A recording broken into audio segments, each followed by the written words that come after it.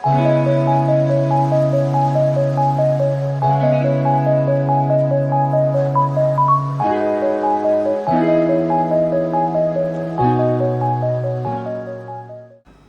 दोस्तों, एक फिर से स्वागत है आपके अपने YouTube चैनल पे जिसका नाम है लर्न विद एडू फंडा।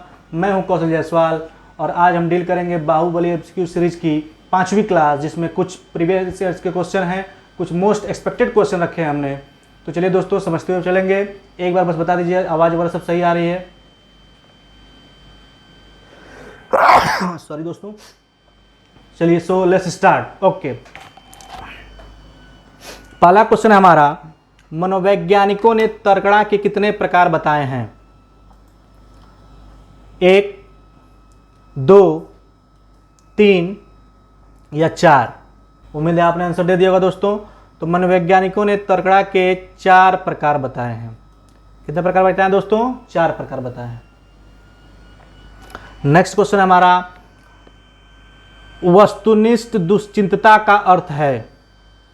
दुश्चिंता मतलब दोस्तों वरी, चिंता, जो भविष्य की चिंता से ग्रसित हो।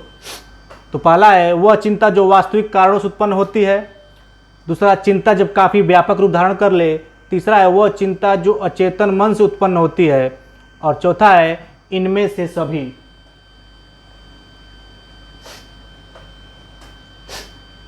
उम्मीद है आपने आंसर दे दिया होगा दोस्तों। तो दोस्तों, दुश्चिंता का अर्थ है वह चिंता जो वास्तविक कारणों से उत्पन्न हो। चिंता हमेशा दोस्तों किसी न किसी कारण से ही उत्पन्न होती है। कोई ना कोई समस्या आएगी तभी आप उसके बारे में सोचेंगे, उसकी चिंता करेंगे। बिना कारण कोई भी चिंता नहीं होती दोस्तों। और चिंता के लिए कम से कम एक समस्या का होना जरूरी है। और चिंतन के लिए आपको पता ही है कि प्रतीकों का, चिन्हों का, भाषा का, आदि का ये समान उसके साधन है। चलिए आगे बढ़ते हैं दोस्तों। चिंतन सदैव होता है स्वली, अपने में, लक्ष्य उन्मुख मतलब किसी समस्या को लेकर समस्या हल करने वाला, या फिर क्रियात्मक।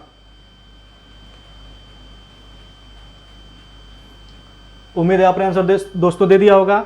तो दोस्तों, चिंतन सदैव होता है लक्ष्य उन्मुख, मतलब हमेशा किसी भी समस्या का आप चिंता करेंगे तो उसके आप समाधान के बारे में सोचेंगे, अर्थात उसको एक लक्ष्य के लिए सोचेंगे कि इस समस्या का समाधान हम कैसे करें। नेक्स्ट है, निम्नलिखित में से कौन सा गुण अधिगमकर्ता की सृजनात्मकता से संबंधित नहीं है?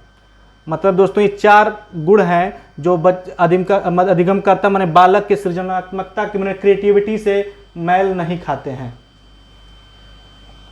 प्रवाहिता, मौलिकता, उच्च उपलब्धि या लचीलापन। उम्मीद है दोस्तों आपने आंसर दे दिया होगा। तो दोस्तों, अधिगमकर्ता की सृजनात्मकता में प्रवाहिता जुड़ती है, मौलिकता भी जुड़ती है, लचीलापन भी जुड़ता है, लेकिन उच्च उपलब्धि नहीं जुड़ती है। नेक्स्ट है, एक किशोर की अभिरुचि प्रभावित करने वाला कारक है? आनुवंशिकता, वातावरण, कभी आनुवंशिकता तो कभी वातावरण, या आनुवंशिकता एवं वातावरण दोनों। उम्मीद है आपने आंसर दे दिया होगा दोस्तों। तो दोस्तों, सबको पता है कि हमारे विकास में आनुवंशिकता का भी महत्व रोल है और वातावरण का भी इम्पोर्टेंट रोल है। तो दोस्तों क्या होगा? आनुवंशिकता एवं वातावरण दोनों। चूंकि देखिए दोस्तों, जीन पियाजे ने आनुवंशिकता को विशेष महत्व दिया है, लेकिन वातावरण को भी उन्होंने महत्वपूर्ण माना है, और वाइगोत्स्की ने वातावरण को महत्वपूर्ण माना है। इसलिए दोस्तों, किसी भी किशोर की अभिरुचि प्रभावित करने में, उसके एप्टीट्यूड को इफेक्ट करने में वातावरण, आनुवंशिकता दोनों बेहद इंपॉर्टेंट रोल निभाते हैं। नेक्स्ट है, साथियों के दबाव से मूर्खतापूर्ण अनुगमन निम्न में से किस आवश्यकता से अभिप्रेरित होता है? पहला है सुरक्षा की आवश्यकता, अपनेपन का संबंध, आत्मसंप्राप्ति या वास्तविकरण, या उपलब्धि। आंसर दीजिए दोस्तों, तो मैं पानी पी लेता हूं।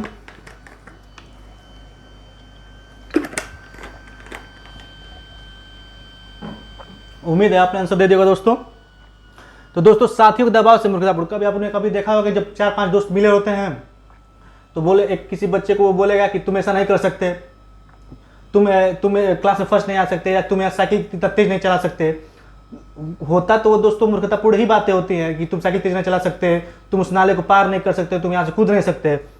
तो जो सामने वाला बच्चा है वो इसे अपने ईगो पे ले लेता है और वो उसको हासिल करने के लिए मोटिवेट हो जाता है। तो दोस्तों, वो होता है उपलब्धि।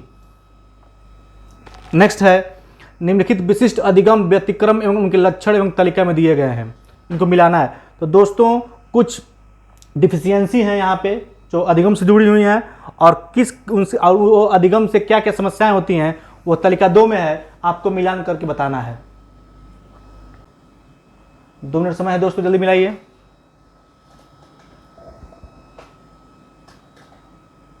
उम्मीद है आपने आंसर दे दिया होगा दोस्तों। चलिए देखते हैं। तो दोस्तों डिस्प्रेक्सिया होती है वाचन संबंधी समस्या, डिस्कैल्कुलिया होता है गणित संबंधी समस्या, डिस्लेक्सिया होता है लेखन एवं गणित संबंधी समस्या। एक्चुअली डिस्प्रेक्सिया मतलब होता है बच्चे सही से बोल नहीं पाते हैं, रुक रुक के बोलते हैं, उन्हें वो डिस्प्रेक्सिया से ग्रसित होते हैं। डिस्कैल्कुलिया मतलब उन्हें लेखन संबंधी समस्या या गणित संबंधी समस्या आएगी, वो जोड़ने घटाने में कन्फ्यूज रहते हैं हमेशा। और डिस्लेक्सिया होता है बोलने में भी समस्या होती है, कभी कभी वो अ को ब बोलते हैं, ब को अ बोलते हैं और लिखते भी वैसे ही हैं।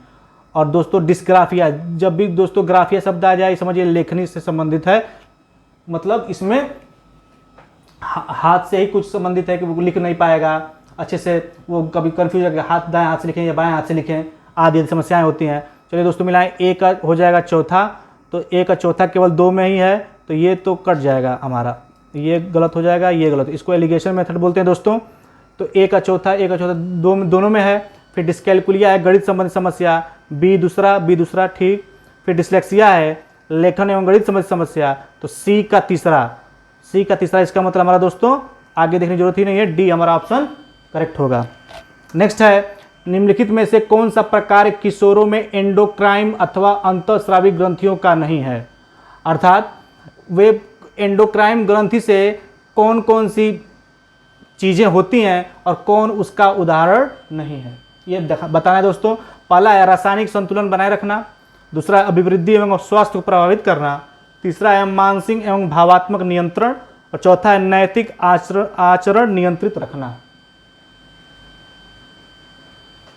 उम्मीद है आपने आंसर दे दिया होगा दोस्तों। तो दोस्तों एंडोक्राइन ग्रंथि से रासायनिक संतुलन बनाए रखना सही होता है, अभिवृद्धि एवं स्वास्थ्य को प्रभावित करना भी होता है, मानसिक एवं भावात्मक नियंत्रण भी होता है, लेकिन दोस्तों नैतिक आचरण से इसका कोई लेना देना नहीं है। हम चूंकि हमें पूछा था क्या नहीं है दोस्तों, कभी भी एग्जाम में जब नहीं शब्द आए तो उसको ऐसे अंडरलाइन कर लीजिएगा, नहीं तो हमेशा कंफ्यूज हो जाता है आदमी, नहीं जगह पर सही ढूंढ लेता है। अगला है शरीर के केंद्रीय भाग से परिधियों एवं अग्रांगों की ओर का विकास दर्शाता है। पहला है विकिरण विकास के सिद्धांतों को, विकेंद्रित विकास के सिद्धांतों को, मध्य वायु विकास सिद्धांतों को और सोपानीय विकास के सिद्धांतों को। दोस्तों ये आप क्वेश्चन कर चुके हैं, वही है प्रॉक्सिमल वाला है ये। उम्मीद है आपने आंसर दे दिया होगा दोस्तों। तो केंद्रीय भाग से, तो दोस्तों क्या हो जाएगा मध्य वायु विकास के सिद्धांतों को। नेक्स्ट है वह अवधि जो वयस्कता के संक्रमण की पहल करती है, मतलब स्टेज पूछ रहा है जो संक्रमण की अवस्था की पहल करते में वहां से शुरुआत होता है दोस्तों। किशोरावस्था है, मध्य बाल्यावस्था है, पूर्व क्रियात्मक अवधि है या बाल्यावस्था की समाप्ति है। उम्मीद है आपने आंसर दे दिया दोस्तों। तो वह संक्रमण की अवस्था किसको बोलते हैं, किशोरावस्था, एडोलेसेंस। नेक्स्ट है थॉमसन ने अभिप्रेरणा के कितने प्रकार बताए हैं, ऑप्शन है 1, 2, 3 या 4।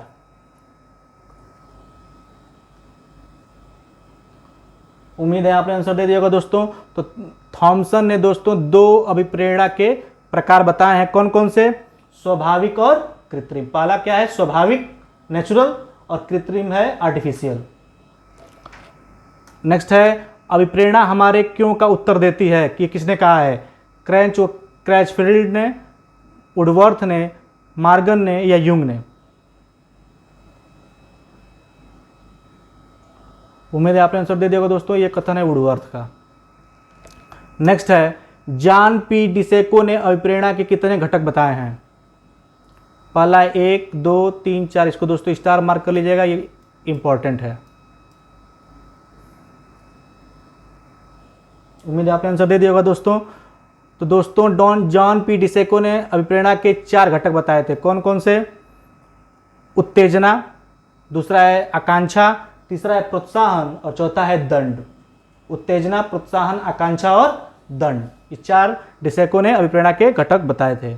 नेक्स्ट है, निम्नलिखित में से कौन सा युग्म सही सुमेलित है? मतलब इसमें 2 गलत है, 1 ही सही है। उम्मीद है आपने आंसर दे दिया होगा दोस्तों। तो प्री कन्वेंशनल स्तर 4 से 10 वर्ष है, कन्वेंशनल स्तर 10 से 13 वर्ष है और पोस्ट कन्वेंशनल स्तर 13 से आगे है। ये दोस्तों आपका होमवर्क रहेगा, आप ये कमेंट बॉक्स में मुझे देकर बताएंगे। स्क्रीनशॉट ले लीजिए दोस्तों इसका। अगला लास्ट क्वेश्चन है दोस्तों, मानसिक मंदता कितने प्रकार की होती है? 4, 3, 2, 1। उम्मीद है आपने आंसर दे दिया होगा दोस्तों। तो मानसिक मंदता दोस्तों 4 प्रकार की होती है। कौन कौन सी? गहन, गंभीर, सामान्य और क्या होता है? मध्यम। पहले होता है गहन, गंभीर, मध्यम और सामान्य। 4 प्रकार की दोस्तों मानसिक मंदता होती है। ये थे दोस्तों कुछ मोस्ट एक्सपेक्टेड और कुछ प्रीवियस ईयर के क्वेश्चन दोस्तों। उम्मीद है आपको समझ में आएगा दोस्तों। जो होमवर्क दिया है मैंने उसको कमेंट बॉक्स में दीजिएगा दोस्तों। और तब तक के लिए पढ़ते रहिए and don't forget like, share and subscribe. Keep motivated and good luck. Thank you.